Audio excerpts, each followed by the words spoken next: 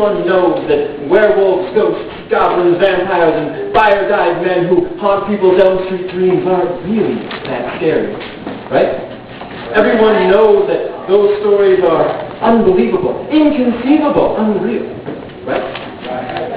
But the facts of the story's falsity won't stop us from inching around blind corners, convinced that something dragged from the dark depths of humanity's imagination will have risen from its 6 feet slumber, and just when you thought it was safe, right as the lights were flickering to fluorescent light, that self-same fading ember of fear strikes!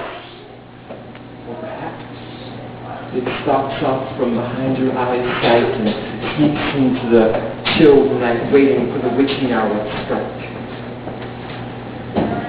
Or do you believe in horror, in terror, in werewolf, ghosts, goblins, vampires, or reanimated Crystal Lake corpses that wield machetes and wear masks?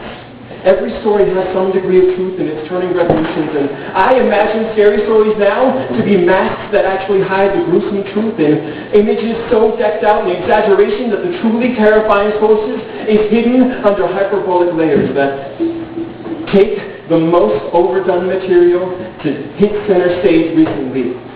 Vampires.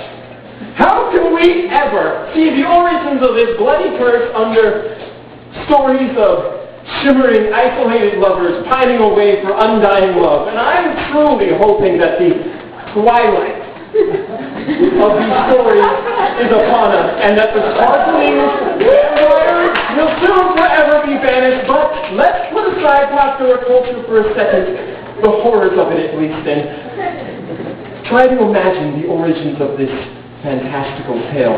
What callous creature, what wandering wretch originally inspired this tale of humans taking human blood for sustenance? The true horror is that we built stories that exaggerate the terrifying tales until they're so unbelievable that they're laughable, that their lessons become lost to eternity. Exaggeration has hidden truth behind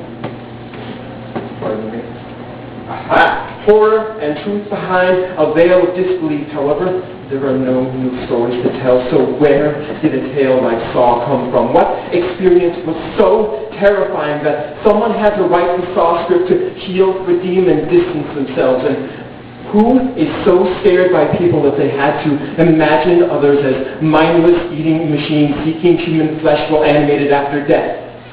Truth is often more frightening than fiction, so I can only imagine with trepidation the terrifying tales will one day be forced to crack and tell our children in order to distance and detach them from economic turmoil or the horrors of apocalyptic nuclear annihilation, or worse, to distance and detach themselves from kindness, because compassion can feel like a stirring parasite ready to burst their chest and leave them a host of disappointment and death. With all this fear, I wonder how we'll weave our scary stories into the future. And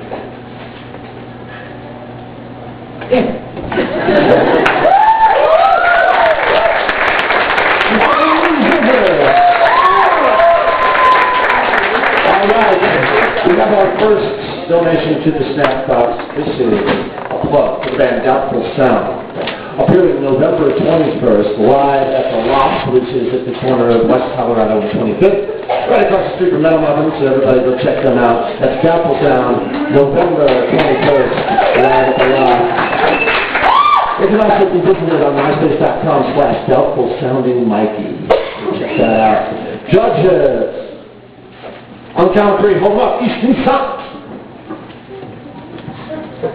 From note high, we have a 7.8 from the East German judge. We have an 8.6. And a 9.4. And a 9.8. And a 9.8.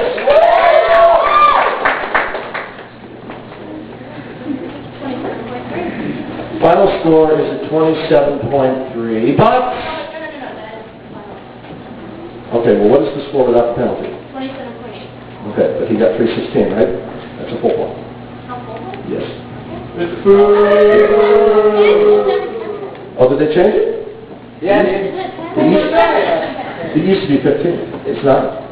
Okay, we'll go with that. All right, so it's a half point. My mistake.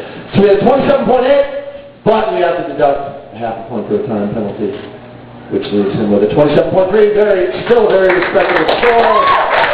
applause. And at this time, we must say